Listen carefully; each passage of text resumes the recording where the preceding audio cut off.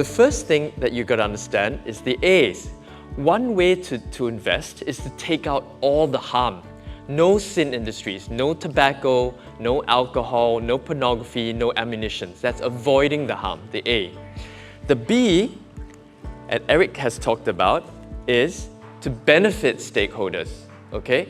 Now, benefit stakeholders across your whole supply chain means your suppliers, your employees, your customers, and the communities that you serve, right? That's the B. And the last one, which I'm most passionate about, and what I'm going to share today, is actually the C, which is contributing to solutions. Okay?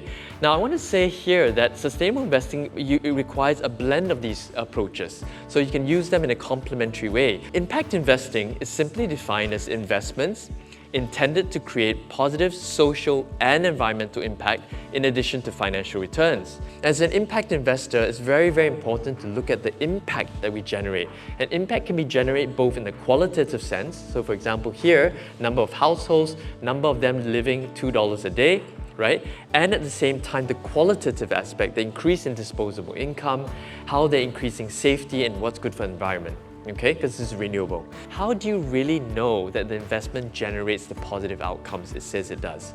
And this is where impact measurement and management is really, really important, or IMM for short. And as impact investors, typically what we do is we have internal process alongside each and every investment to measure, in our case, what we call impact potential, but also weight that against the impact risk. So impact potential, for example, is how do I know that my product and service is affordable? How do I know it gets to the right beneficiaries? How do I know it has depth of impact and scale of impact?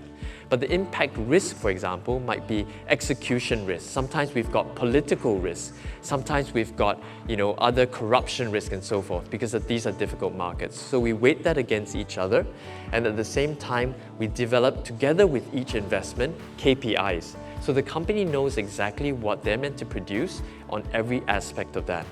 And at the same time, we integrate it ultimately to a quarterly reporting and finally to an annual report. So there's full transparency. So quite often I tell people, ESG is like the microscope. You're looking at one period in time and how they're performing in their metrics. Just because they do well as an ESG company doesn't actually mean they actually create positive impact in the long run. Okay, and vice versa true.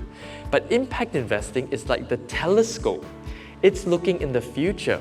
And I really want to urge all of you, as a call to action, to join me and others to invest in a way that aligns your values, to invest in a way to create the future that you want to see, and to do it in a way that drives a sustainable and inclusive future for future generations. I think it's really amazing that I've seen so many people that were new to sustainability and sustainable investing come to tonight's talk. So really, really great for you to do that. One takeaway, I really hope that they think about the ABCs, how they're investing sustainably, whether they're avoiding the harm or benefiting stakeholders or contributing to solutions, really thinking that they can deploy the money in a way that aligns with their values and actually ensures a sustainable and inclusive future for everyone.